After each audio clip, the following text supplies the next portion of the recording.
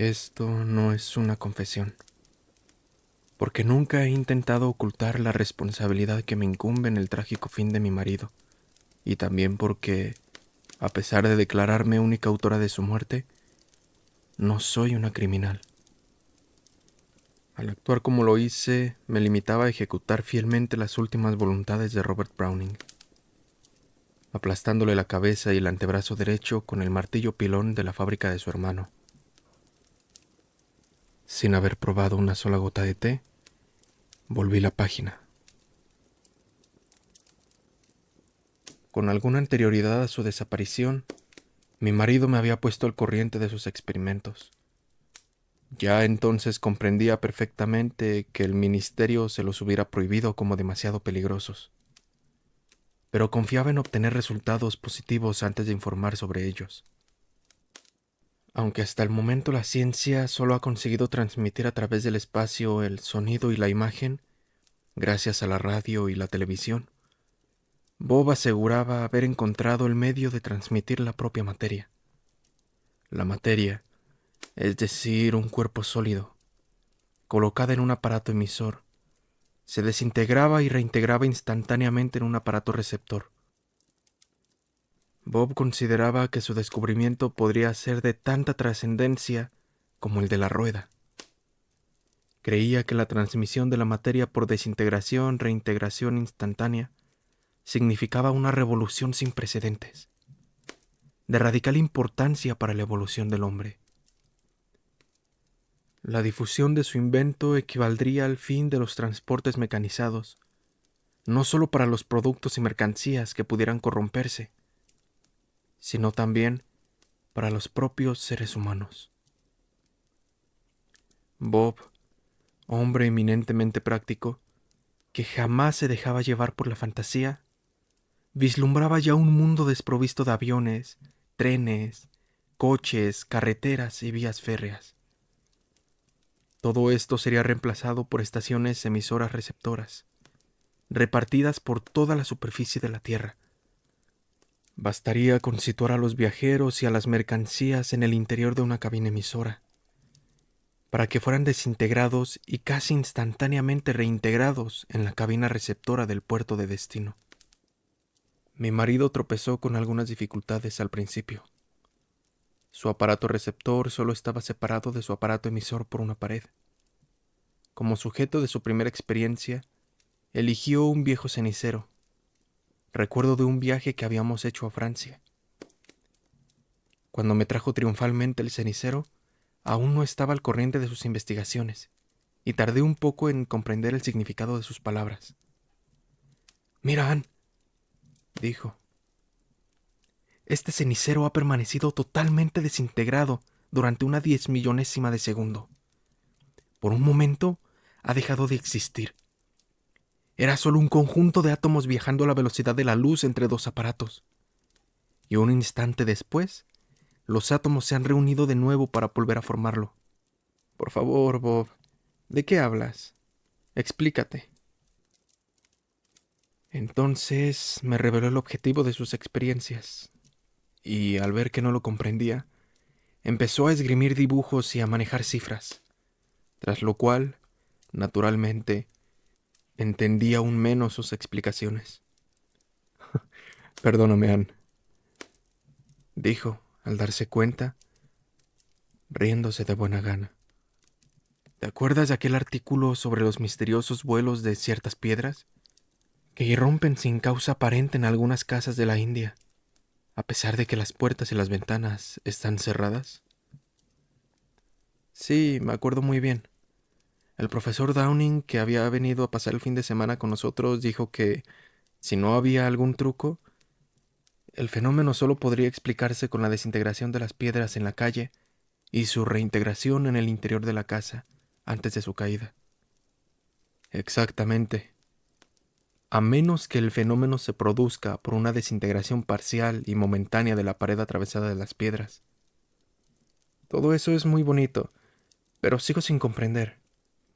¿Cómo puede pasar una piedra, por muy desintegrada que esté, a través de una pared o de una puerta?» «Puede, Ann. porque entonces los átomos que componen la materia no se tocan.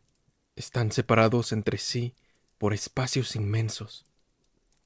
Espacios inmensos entre los átomos que componen, por ejemplo, una simple puerta. Entendámonos. Los espacios entre átomos son relativamente inmensos, es decir, inmensos con relación al tamaño de los átomos. Tú pesas 100 libras y mides 5 pies y 3 pulgadas. Si todos los átomos que componen tu cuerpo fueran comprimidos unos contra otros, sin que quedara al menos espacio entre ellos, tú seguirías pesando lo mismo, pero no abultarías más que una cabeza de alfiler. Entonces, si no he comprendido mal, ¿tú pretendes haber reducido este cenicero al tamaño de una cabeza de alfiler? No, Anne. En primer lugar, si los átomos de este cenicero, que apenas pesa 2 onzas, fueran comprimidos, el conjunto resultante solo sería visible al microscopio. En segundo lugar, todo esto era una simple imagen. Lo que intento explicarte pertenece a otra orden de fenómenos. Este cenicero, una vez desintegrado, puede atravesar cualquier cuerpo opaco y sólido. A ti misma, por ejemplo, sin la menor dificultad. Porque entonces sus átomos separados no encuentran obstáculo alguno en la masa de tus átomos, que también están separados. Y tú has desintegrado este cenicero y lo has integrado un poco más allá, después de hacerlo pasar a través de otro cuerpo. A través, para ser exacto, de la pared que separaba mi aparato emisor de mi aparato receptor. ¿Y puede saberse qué utilidad tiene enviar ceniceros a través del espacio? Bob entonces inició un gesto de mal humor, pero al darse cuenta de que solo le estaba gastando una broma, se dedicó a explicarme algunas de las posibilidades de su descubrimiento. Bueno, espero que nunca me obligues a viajar así, Bob. No me gustaría terminar como tu dichoso cenicero. ¿Cómo ha terminado? ¿Te acuerdas de lo que estaba inscrito en él? Sí, claro, la inscripción Made in France, que ahí sigue. Pero, ¿te has fijado cómo? Tomó el cenicero con una sonrisa y palideció al darse cuenta de lo que yo quería decir. Las 3 palabras seguían, efectivamente, allí, pero invertidas, de forma que solo podía leerse Gnarf ni Edm. Es inaudito, murmuró, y sin terminar el té, se precipitó hacia el laboratorio, del cual ya no volvió a salir hasta el día siguiente por la mañana, tras una noche entera de trabajo. Algunos días más tarde, Bob sufrió un nuevo revés, que le puso de mal humor durante varias semanas. Después de muchas preguntas, terminó por confesar que su primera experiencia con un ser vivo había resultado un completo fracaso. Bob, ¿ha sido Dandelo? Sí. Se desintegró perfectamente, pero no volvió a reintegrarse en el aparato receptor. ¿Y entonces? Entonces ya no existe Dandelo. Solo existen sus átomos dispersos que se pasean por alguna parte, Dios sabe cuál, en el universo. Dandelo era un gato blanco que la cocinera había encontrado en el jardín. Una buena mañana desapareció sin saber cómo. Bob acababa de aclararme lo sucedido. Tras una serie de nuevas experiencias y largas horas de vigilia, Bob me anunció que su aparato funcionaba ya perfectamente y me invitó a que lo viera. Hice preparar una bandeja con una botella de champán y 2 copas para festejar dignamente su éxito, porque yo sabía que mi marido, de no estar a punto el aparato, no me hubiera llevado a verlo. «Excelente idea», exclamó, quitándome la bandeja de las manos. «Vamos a celebrarlo con champán reintegrado. Espero que sepa tan bien como antes de su desintegración, Bob. No temas, Anne. Ven aquí». Abrió la puerta de un compartimento cuadrangular, que era una simple cabina telefónica, debidamente transformada. Ahí tienes el aparato de desintegración-transmisión, me explicó mientras ponía la bandeja sobre un taburete colocado en su interior.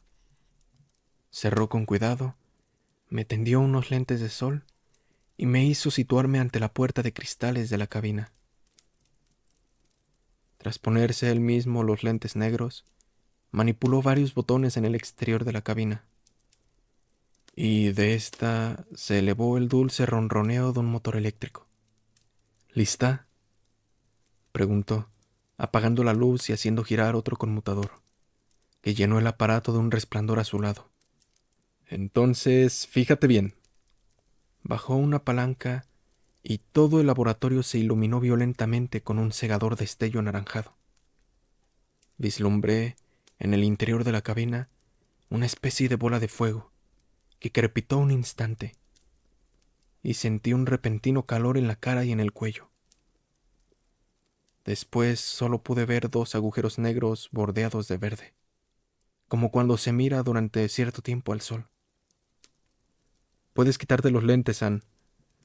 La operación ha terminado.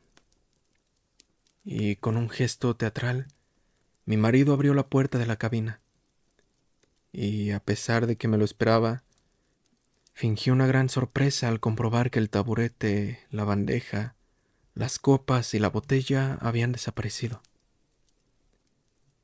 Después me hizo pasar ceremoniosamente a la habitación contigua, donde había una cabina idéntica a la que servía de aparato emisor. Abrió la puerta y sacó triunfalmente la bandeja y el champán, que descorchó al instante. El tapón saltó alegremente y el líquido burbujeó en las copas. ¿Estás seguro de que se puede beber sin peligro? Absolutamente, dijo Bob, tendiéndome una copa. Y ahora vamos a intentar una nueva experiencia. ¿Quieres asistir a ella? Pasamos a la sala donde estaba el aparato de desintegración. Oh, Bob, acuérdate del pobre Dandelo. Es solo un conejillo de Indias, Ann, pero estoy convencido de que ahora saldrá bien. Colocó al animal en el suelo metálico de la cabina y me obligó a ponerme las gafas de sol. Oí el ronroneo del motor. Presencié de nuevo el estallido de luz y, sin esperar a que Bob abriera el emisor, me precipité a la habitación contigua. A través de la puerta de cristal pude ver al cobaya corriendo de un lado al otro. Bob, amor mío, está aquí. Lo has conseguido. Un poco de paciencia, Ann. No lo sabremos con seguridad hasta dentro de algún tiempo. Pero está tan vivo como antes. Es preciso comprobar que todos sus órganos sigan intactos. Si continúa así durante un mes, podremos intentar otras experiencias. Ese mes me pareció un siglo. Todos los días iba a ver al cobaya, que parecía portarse de maravilla. Cuando Bob se convenció de su buena salud, puso a Pickles, nuestro perro, en la cabina. No me avisó, porque jamás hubiera consentido que Pickles pasara por una experiencia semejante. Al animal, sin embargo, pareció gustarle. En una sola tarde fue desintegrado y reintegrado 10 o 12 veces, y en cuanto salía de la cabina receptora, se precipitaba al aparato emisor para repetir el juego. Suponía que Bob iba a convocar una reunión con científicos y especialistas del ministerio, como solía hacer cuando terminaba un trabajo, para poderles comunicar sus conclusiones y llevar a cabo algunas demostraciones prácticas. Al cabo de unos días, yo misma se lo hice notar. No, Ann, este descubrimiento es demasiado importante para anunciarlo así sin más. Hay más fases de la operación que ni yo mismo he llegado a comprender todavía. No puedo abandonarlo ahora en otras manos. A veces, aunque no siempre, me hablaba de la marcha de su trabajo. Desde luego, en ningún momento me pasó por la cabeza la idea de que fuera a intentar una primera experiencia humana con su propia persona. Y solo después de la catástrofe descubrí que un segundo cuadro de mandos había sido instalado en el interior de la cabina emisora. La mañana en que intentó su terrible experiencia, Bob no vino a comer. Encontré una nota clavada en la puerta de su laboratorio. Sobre todo, que nadie me moleste. Estoy trabajando. Ya en otras ocasiones había hecho lo mismo. Por otra parte, no concedí importancia a la extraña y deforme escritura del mensaje. Y fue precisamente algo más tarde, a la hora de la comida, cuando Harry vino corriendo a decirme que había cazado una mosca con la cabeza blanca. Yo, sin querer verla, le dije que la soltara inmediatamente. Ni Bob ni yo soportábamos que se le hiciera el menor daño a un animal. Yo sabía que Harry había atrapado aquella mosca solo porque era rara, pero también sabía que su padre no vería en ello disculpa alguna. A la hora del té, Bob continuaba encerrado en su laboratorio y el mensaje clavado en la puerta. A la hora de la cena, las cosas seguían igual, y por fin, vagamente inquieta, me decidí a llamarlo. Lo oí moverse por la habitación, y un momento después apareció un segundo mensaje por debajo de la puerta. Lo desplegué y lo leí. Anne, he tenido algunas complicaciones. Acuesta al niño y vuelve dentro de una hora. Bob. Bob. Bob. Golpeé de nuevo y llamé varias veces a Bob, sin recibir respuesta. Al cabo de un instante le oí teclear en la máquina de escribir, y tranquilizada por ese ruido familiar, regresé a la casa.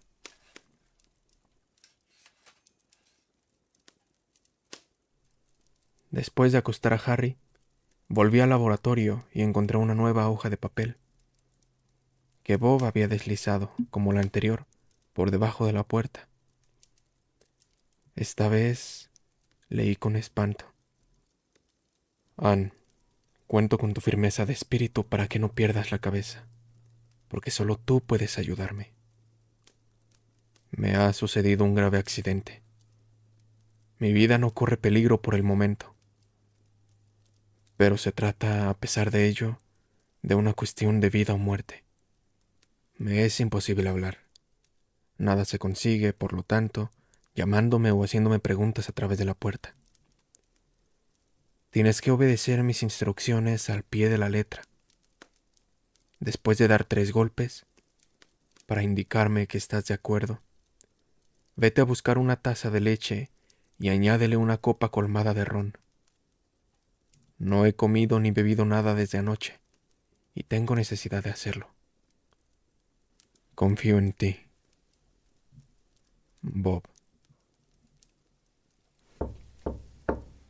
Con el corazón acelerado, di los 3 golpes convenidos y me precipité hacia la casa para satisfacer su petición. De regreso al laboratorio, encontré un nuevo mensaje en el suelo. Anne, sigue fielmente mis instrucciones. Cuando llames, abriré la puerta. Pon la taza de leche sobre mi mesa de trabajo, sin hacer ninguna pregunta, y pasa después a la habitación donde se encuentra la cabina receptora.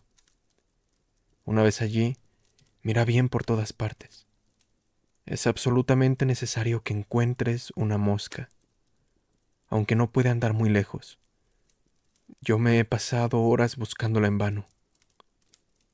Ahora tengo una seria desventaja y veo mal las cosas pequeñas. Pero antes que nada, júrame que me obedecerás en todo y que bajo ninguna excusa intentarás verme. Me es imposible discutir, Anne. 3 golpes en la puerta me demostrarán que estás nuevamente de acuerdo. Mi vida depende de tu ayuda. Sobreponiéndome a la emoción, di 3 golpes espaciados. Entonces oí que Bob venía hacia ellos. Un instante después, su mano buscaba y descorría el cerrojo. Al entrar, comprendí que se había quedado detrás de la puerta. Resistiendo el deseo de voltearme, le dije: «Puedes contar conmigo, querido». Después de poner la taza en la mesa, bajo la única luz encendida, me dirigí hacia la otra habitación, que estaba, por el contrario, brillantemente iluminada. En ella reinaba el más absoluto desorden. Había una gran cantidad de fichas y probetas rotas por el suelo, entre taburetes y sillas patas arriba. De una especie de enorme balde se desprendía un color acre, originado por la combustión de unos papeles que acababan de consumirse. Antes de empezar, sabía yo que mi búsqueda no daría resultado. El instinto me decía que la mosca que deseaba Bob era la misma que Harry había atrapado y puesto en libertad, por orden mía, aquella misma mañana. Oí que Bob en la habitación de al lado se acercaba a la mesa, y de ella se elevó al cabo de un instante una especie de succión, como si le costara trabajo beber. «Bob, no hay ninguna mosca. ¿No podrías ayudarme algo? Si no puedes hablar, recurre a los golpes en la mesa. Ya sabes, 1 para sí y 2 para no».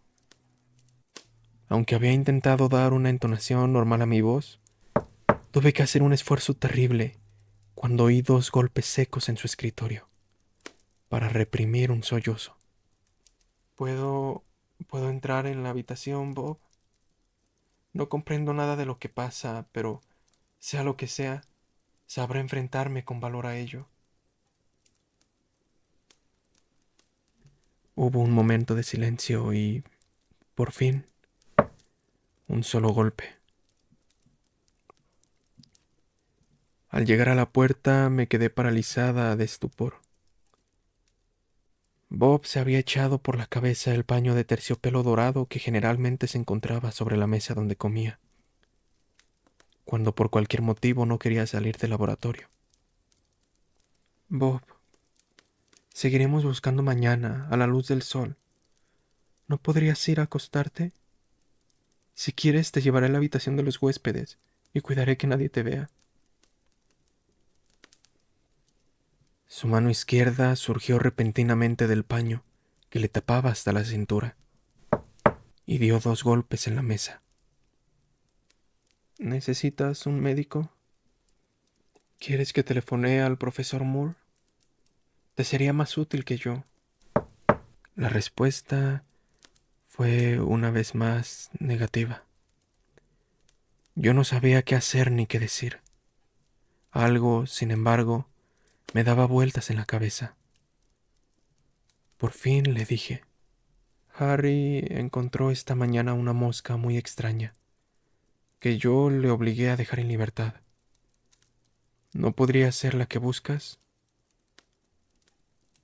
El niño me dijo que tenía la cabeza blanca.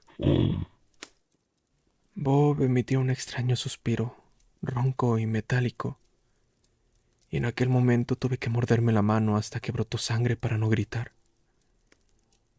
Mi marido había dejado caer su brazo derecho a lo largo del cuerpo, y tenía, en vez de mano y muñeca, una especie de artejo gris con ganchos que le asomaban por debajo de la manga. «Bob, amor mío, explícame lo que ha pasado. Seguramente podría ayudarte mejor si supiera de lo que se trata». «Oh, Bob, es espantoso», dije.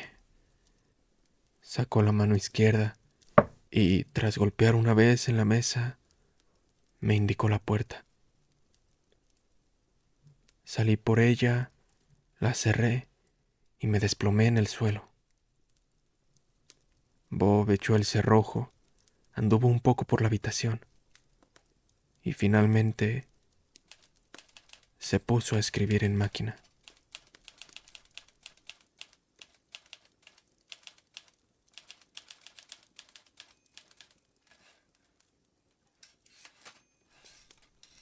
Al poco tiempo, una nueva hoja apareció debajo de la puerta.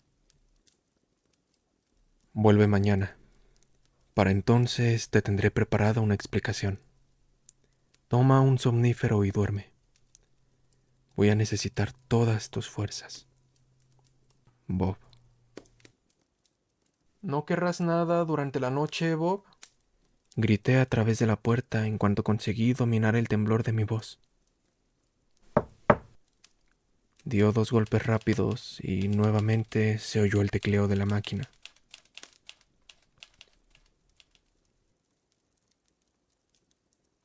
El sol me hizo abrir los ojos. Había puesto el despertador a las 5, pero no lo había oído por culpa del somnífero. Eran casi las 7 y me levanté enloquecida. Había dormido sin un solo sueño, como si alguien me hubiera arrojado al fondo de un oscuro pozo. Pero entonces, al regresar de la pesadilla de la vida real y acordarme del brazo de Bob, rompí nuevamente a llorar. Luego me precipité a la cocina y preparé, ante la sorpresa de las criadas, una bandeja de té con tostadas que llevé al laboratorio sin perder un minuto. Bob me abrió al cabo de unos segundos y cerró la puerta tras de mí. Aún llevaba el paño sobre la cabeza. Por el lecho improvisado y por las arrugas de su traje, comprendí que había intentado descansar un poco. Una hoja mecanografiada me esperaba sobre la mesa. Bob se encontraba junto a la puerta de la otra habitación y comprendí que quería estar solo. Llevé, pues, el mensaje a ella y mientras lo leía, lo oí servirse una taza de té. ¿Te acuerdas del cenicero? Me ha pasado un accidente similar, aunque por desgracia mucho más grave. Me he desintegrado y reintegrado yo mismo, una vez con éxito. Pero al intentar una segunda experiencia, no me he dado cuenta de que había una mosca en la cabina de transmisión. Mi única esperanza se cifra en encontrar esa mosca y en volver a pasar con ella. Búscala por todas partes. Si no la encuentras, será preciso que idee un procedimiento para desaparecer sin dejar rastro. Yo hubiera preferido una explicación más detallada, pero Bob debía tener alguna poderosa razón para no dármela. Seguramente está desfigurado, pensé, e intenté imaginar su rostro invertido como la inscripción del cenicero, con los ojos en el sitio de la boca o en las orejas. Pero era preciso conservar la calma y tratar de salvarlo. Ante todo, debía cumplir sus órdenes y esforzarme por encontrar aquella dichosa mosca a cualquier precio. ¿Puedo entrar ya? Bob abrió la puerta que ponía en comunicación las 2 habitaciones. No desesperes. Voy a traerte esa mosca. Aunque no la veo por ninguna parte del laboratorio, tiene que andar cerca. Supongo que estás desfigurado y que por eso pretendes desaparecer sin dejar huellas. Pero yo no te lo permitiré.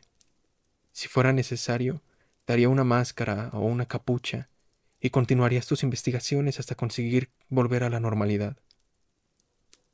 Incluso, si no hubiera otro remedio, avisaría al profesor Moore y a otros sabios amigos tuyos, y entre todos te salvaríamos.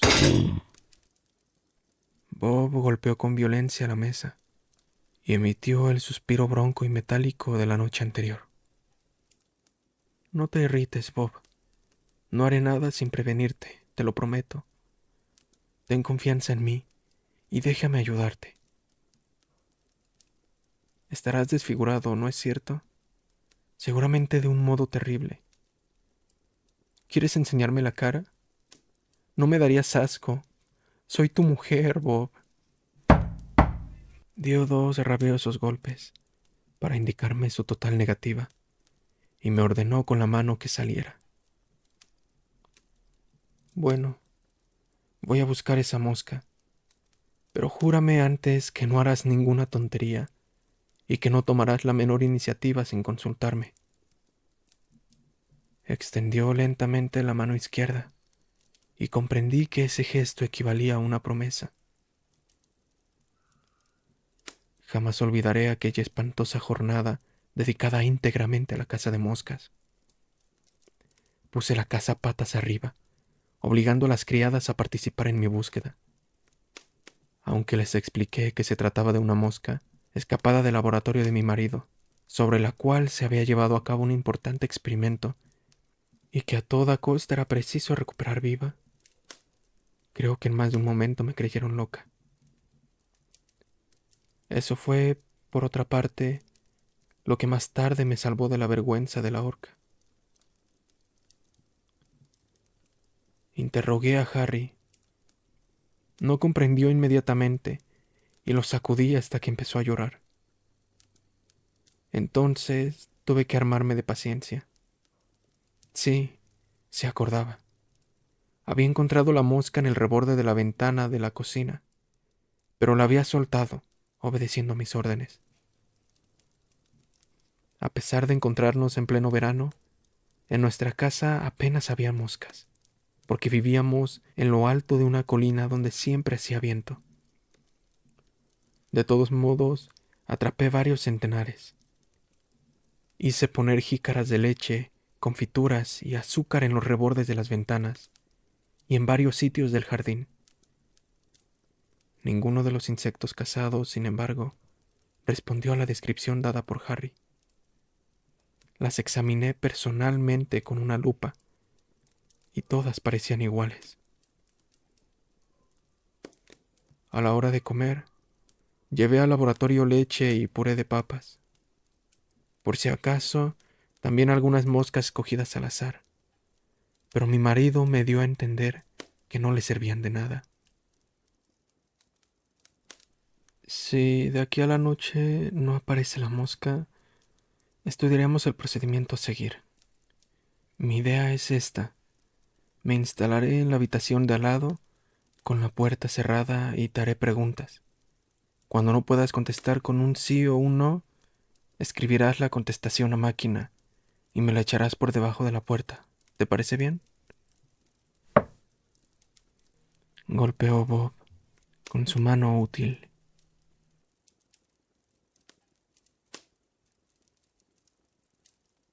Al ponerse el sol, seguíamos sin encontrar la mosca. Antes de llevarle la cena a Bob, detuve un momento ante el teléfono.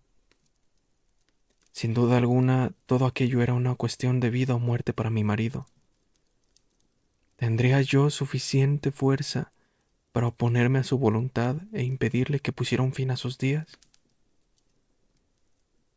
Seguramente jamás me perdonaría que faltara a mi promesa. Pero pensé que su resentimiento era, a fin de cuentas, preferible a su desaparición. Y febrilmente me decidí a descolgar el aparato y a marcar el número del profesor Moore, su más íntimo amigo. El profesor está de viaje y no volverá hasta finales de semana, me explicó cortésmente una voz neutra. La suerte estaba echada. Tendría que luchar sola. Y sola, decidí, salvaría a Bob. Cuando unos minutos después entré en el laboratorio, casi había recuperado la tranquilidad y me instalé, como habíamos convenido, en la habitación vecina para comenzar aquella penosa discusión que llamaba a durar buena parte de la noche. Bob, ¿podrías decirme con exactitud lo que ha pasado? Oí el tecleo de su máquina durante varios minutos. Después apareció una hoja de papel bajo la puerta. Anne, prefiero que me recuerdes con mi aspecto anterior. No va a quedar más remedio que destruirme. He reflexionado largamente sobre el asunto, y solo se me ocurre un procedimiento, para el cual necesito tu ayuda. Al principio pensé en una sencilla desintegración por medio de mi aparato emisor, pero se trataba de una idea descabellada, porque algún sabio podría reintegrarme en un futuro más o menos lejano, y no quiero que eso suceda a ningún precio. Por un momento llegué a preguntarme si Bob se había vuelto loco. No quiero saber cuál es tu procedimiento, porque jamás aceptaré esa solución, Bob. Por terrible que sea el resultado de tu experiencia, estás vivo. Eres un hombre con un alma y una inteligencia. No tienes derecho a destruir todo eso. La respuesta fue de nuevo mecanográfica.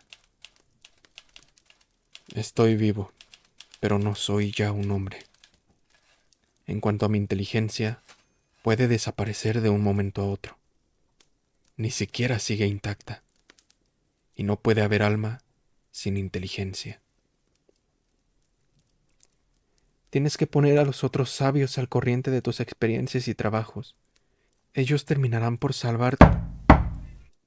Casi me asusté al oír los golpes de Bob sobre la puerta. ¿Por qué no? ¿Por qué te niegas a recibir una ayuda que todos te daríamos de corazón?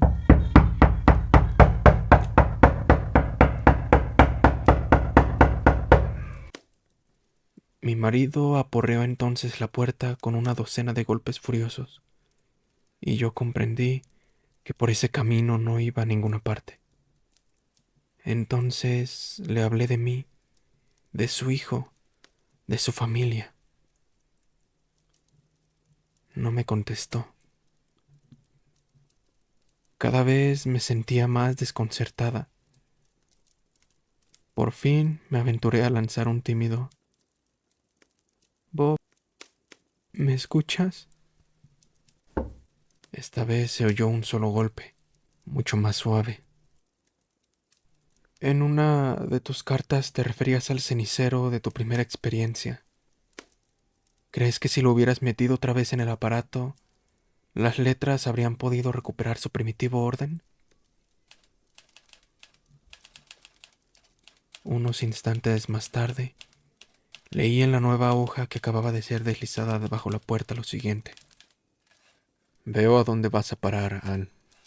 He pensado en ello, y esa precisamente es la razón por la que tenga tanto interés en recuperar la mosca. Si no nos transmitimos juntos, no hay esperanza alguna. Inténtalo al azar, nunca se sabe. Ya lo he intentado, fue esta vez su respuesta. Prueba una vez más. La respuesta de Bob me animó un poco, porque ninguna mujer ha comprendido ni comprenderá jamás que un condenado a muerte se dedique a gastar bromas. Un minuto más tarde, efectivamente, pude leer: Admiro tu deliciosa lógica femenina. Podríamos repetir la experiencia 1 millar de veces, pero para darte ese placer, sin duda el último, voy a hacerlo. En el caso de que no encuentres los lentes negros, vuélvete de espaldas a la cabina receptora y tápate los ojos con las manos. Avísame cuando estés dispuesta.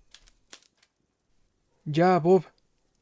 Sin molestarme en buscar los lentes, obedecí sus instrucciones. Le oí mover varias cosas y cerrar la puerta de la cabina de transmisión. Tras un momento de espera, que me pareció interminable, se escuchó un ruido violento y pude percibir un brillante resplandor a través de mis párpados cerrados y de mis manos. Me di la vuelta y miré. Bob, siempre con su paño de terciopelo sobre la cabeza, salió lentamente de la cabina receptora. ¿Ningún cambio?, pregunté dulcemente, tocándolo en el brazo. Al sentir el contacto, retrocedió rápidamente y tropezó con un taburete volcado. Entonces hizo un violento esfuerzo para no perder el equilibrio, y el paño de terciopelo dorado resbaló lentamente por su cabeza y cayó al suelo tras él. Jamás olvidaré aquella visión. Grité de miedo, y cuanto más gritaba, más miedo tenía. Me metí los dedos a la boca como si fuera una mordaza para ahogar los gritos, y tras sacarlos empapados de sangre, grité aún con más fuerza. Sabía, me daba cuenta de que solo apartando la mirada de él y cerrando los ojos, podría dominarme. Sin prisa, el monstruo en que se había convertido Bob volvió a taparse la cabeza y se dirigió a tientas hacia la puerta. Por fin pude cerrar los ojos. Yo, antes de aquello, creía en la posibilidad de una vida mejor, y nunca había sentido miedo de la muerte. Ahora solo me queda una esperanza, la nada total de los materialistas, porque ni siquiera en otro mundo podría olvidar. No, jamás olvidaré aquel cráneo aplastado, aquella cabeza de pesadilla, blanca, velluda, con puntiagudas orejas de gato y ojos protegidos por grandes placas oscuras. La nariz rosada y palpitante era también la de un gato, pero la boca había sido sustituida por una especie de hendidura vertical, cubierta de largos pelos rojos y prolongada por una trompa negra y viscosa que se abocinaba en un extremo. Debí de desmayarme, porque me desperté, algún tiempo más tarde, tendida sobre las frías baldosas del laboratorio y con los ojos clavados en la puerta, tras la cual se oía, una vez más, el tecleo de la máquina de escribir de Bob. Estaba atontada, como esas personas que, tras un accidente grave, no se dan cuenta cabal de lo que ha sucedido. Me acordaba de un hombre, perfectamente lúcido, al que había visto cierta vez en una estación, sentado al borde del andén, mirando con una especie de indiferente estupor su pierna, aún sobre la vía donde acababa de pasar el ferrocarril. La garganta me dolía atrozmente, y temí haber arruinado mis cuerdas vocales a fuerza de gritar. Al otro lado de la pared cesó el ruido de la máquina, y una nueva hoja apareció bajo la puerta. Estremecida, la tomé con la punta de los dedos y leí. Ahora ya lo comprendes. Esta experiencia ha sido un último desastre, querida Anne. Sin duda habrás reconocido un par de partes de la cabeza de Dandelo. Antes de la transmisión, mi cabeza era simplemente la de una mosca. Ahora solo tengo de esta los ojos y la boca. El resto ha sido reemplazado por una reintegración parcial de la cabeza del gato desaparecido. Supongo que hasta tú misma te das cuenta de que solo existe una solución. Debo desaparecer, como te decía, sin dejar rastro. Da 3 golpes en la puerta si estás de acuerdo. En ese caso, te explicaré el procedimiento que considero más adecuado. Sí, Bob tenía razón. Era preciso que nadie supiera de él ni de su triste destino. Comprendía mi error al proponerle una nueva desintegración, y, confusamente, me daba cuenta de que nuevas tentativas solo conducirían a transformaciones aún más horribles. Me acerqué a la puerta e intenté hablar, pero ningún sonido salió de mi garganta abrasada. Entonces di los 3 golpes convenidos.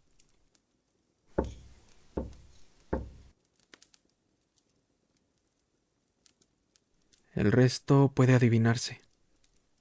Bob me explicó su plan por medio de mensajes mecanografiados, y yo lo aprobé. Helada, temblorosa, con la cabeza a punto de estallar, Como un autómata, le seguí de lejos hasta la fábrica. Llevaba en la mano un papel con todas las instrucciones relativas al funcionamiento del martillo pilón. La cosa fue más fácil de lo que parece, porque no tenía la sensación de estar matando a mi marido, sino a un monstruo. El verdadero Bob había dejado de existir muchas horas antes. Yo me limitaba simplemente a ejecutar sus últimas voluntades. Con los ojos clavados en su cuerpo, tendido en el suelo e inmóvil, pulsé el botón de descenso. La masa metálica bajó silenciosamente, aunque menos deprisa de lo que yo había supuesto. El golpe sordo de su llegada al suelo se confundió con un crujido seco. El cuerpo del monstruo fue recorrido por un estremecimiento y después ya no volvió a moverse. Entonces me acerqué y vi que se había olvidado de meter el brazo derecho, la pata de mosca, bajo el martillo. Sobreponiéndome al asco y al miedo, y con prisa, porque temía que el ruido del martillo atrajera al vigilante nocturno, puse en marcha el mecanismo de ascensión de la máquina. Después, dando diente con diente y llorando de terror, me vi nuevamente obligada a superar el asco y a levantar y empujar hacia adelante su brazo derecho, extrañamente ligero. Hice caer nuevamente el martillo y eché a correr. Ahora lo sabe todo. Haga lo que mejor le parezca.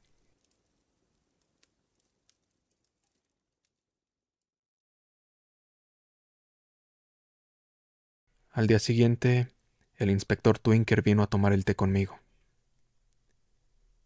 Me enteré inmediatamente de la muerte de la señorita Browning, y como me había ocupado de la muerte de su marido, me encargaron también este asunto. ¿Cuáles son sus conclusiones, inspector? La medicina no admite réplicas. La señorita Browning, según el diagnóstico del forense, se había suicidado con una cápsula de cianuro. Debía de llevarla encima desde hace tiempo. Venga a mi despacho, inspector. Quiero enseñarle un curioso documento antes de destruirlo.